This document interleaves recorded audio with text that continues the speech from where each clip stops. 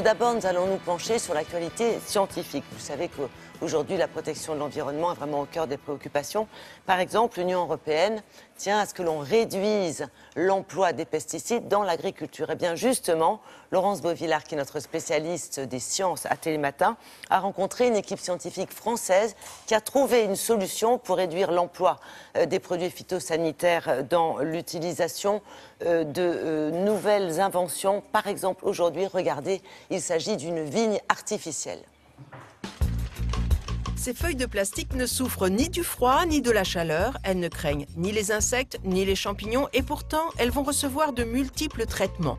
C'est une vigne artificielle, une première au monde. Elle doit permettre de réduire l'utilisation des pesticides car avec les arbres fruitiers, la vigne est la culture la plus traitée en France.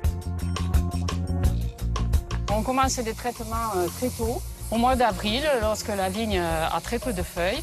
Et on s'est rendu compte au travers de nos mesures qu'en début de végétation, pour certains appareils qui sont les plus anciens, on avait 80% de produits qui étaient perdus dans l'environnement. Donc il y a un levier très fort en début de végétation pour diminuer les quantités de produits utilisés en ciblant beaucoup mieux le produit sur la végétation et sur les grappes de façon à ce que le produit soit efficace et à réduire les pertes environnementales. 80% de gâchis. Les principaux responsables, ce sont les pulvérisateurs. Il existe des dizaines de modèles de pulvérisateurs.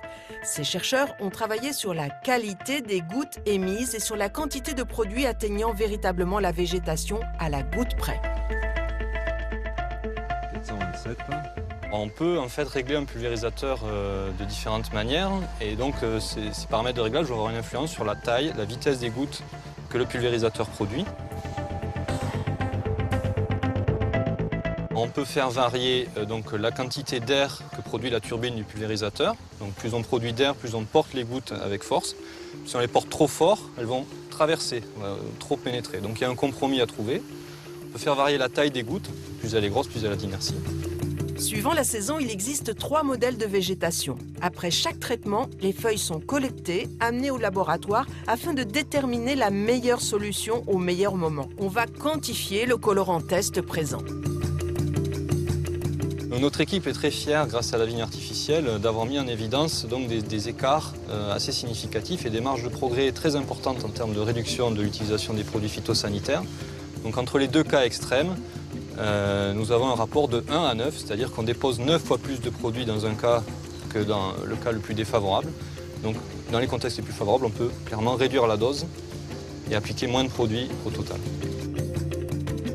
Grâce à cette étude, on a pu constater que 90% des pulvérisateurs professionnels dispersaient trop de produits phytosanitaires. Pour les plus récents, un simple réglage permet d'économiser un tiers de produits. Et pour les plus anciens, le gouvernement réfléchit à une prime à la casse car il va falloir répondre à une directive européenne qui prévoit une réduction de l'utilisation des produits phytosanitaires de 25% en 2025 et de 50% en 2050. Merci Laurent. Ben oui, c'est tout un programme et félicitations à cette équipe de scientifiques français parce que manifestement c'est un vrai boulot de titan. Merci beaucoup. Donc,